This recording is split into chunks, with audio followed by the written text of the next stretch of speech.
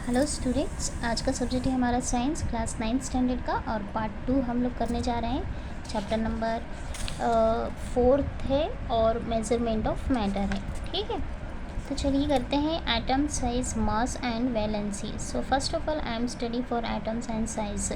So we have learned that at the center of an atom is the nucleus of that there are moving electrons.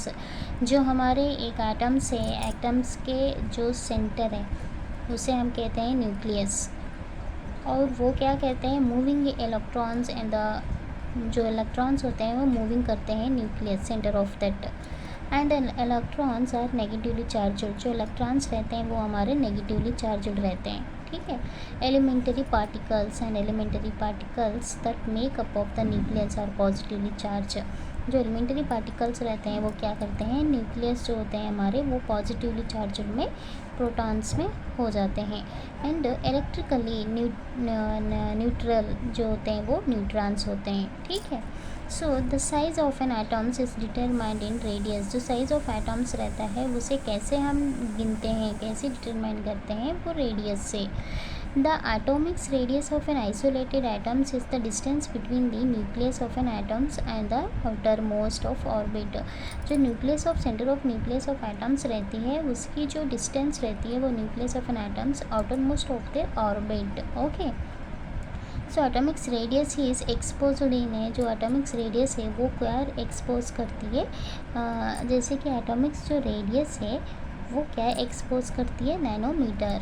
Okay, so students 10⁻⁻1 जो होता है 0.1 होता है. अगर 10⁻⁹ लिया जाए तो हम करेंगे 0.80 लगाएंगे और 9 की जगह पे 1 डालेंगे. ठीक है, इसी तरह क्या होता है, जो एटॉमिक्स ऑफ मॉलिक्यूल्स बनते हैं 1/10⁹ metre is equal to 1 nanometre.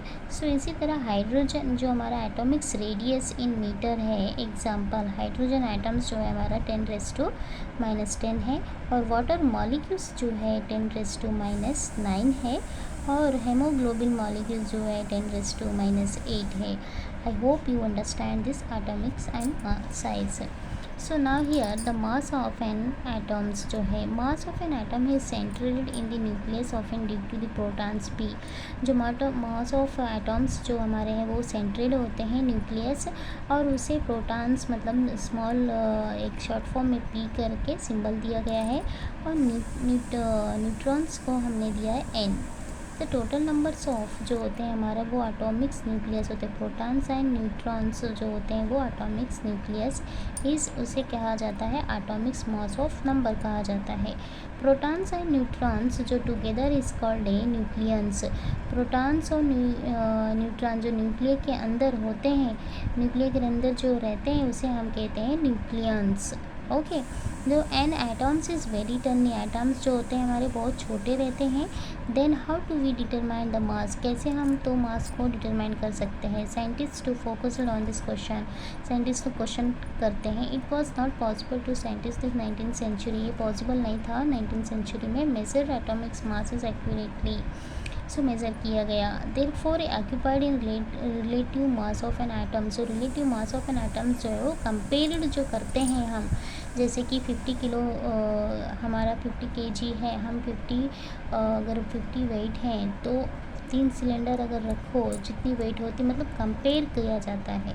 Put fourth and reference atoms was required for expressing the relative mass of an atom. उसे क्या बोला जाता है, रिक्वायर्ड किया जाता है कि relative mass of an atom. The hydrogen atom his beginning he is listed initially chosen the reference atom. The relative mass of an hydrogen atoms which only 1 proton in its nucleus was occupied by 1. जो relative mass of hydrogen होता है वो क्या किया जाए, proton इन nucleus जो हमारे हैं ऑक्यूपाइड्स होती है 1. ठीक है, therefore magnitude of relative atomic mass on various atoms become equal to the atomic mass of number. जो हमारी relative atomic mass जो होती हैं वो equal their atomic mass of number p plus n.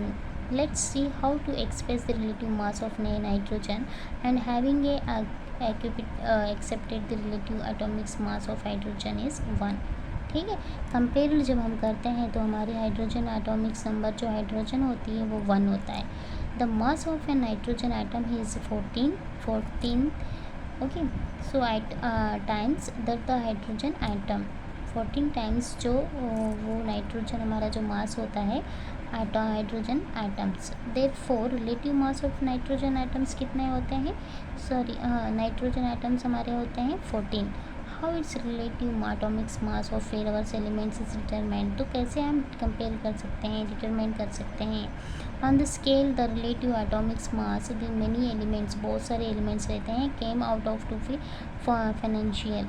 Therefore, in the course of times, some other atoms were chosen as a reference of atoms. Okay. Finally, 1961, his carbon atoms is selected as the reference atom in this scale. So, relative mass is carbon atoms is occupied 12. Okay. So, relative mass of a mass hydrogen compared to carbon atoms becomes 12 into 1 by 12 is that is 1. Okay.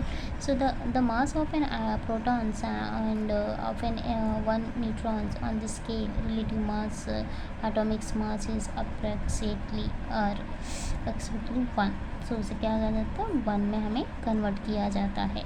So I hope to you understand this video. Please अगर आपको पसंद आया तो like करिए, subscribe करिए and share करिए। Thank you.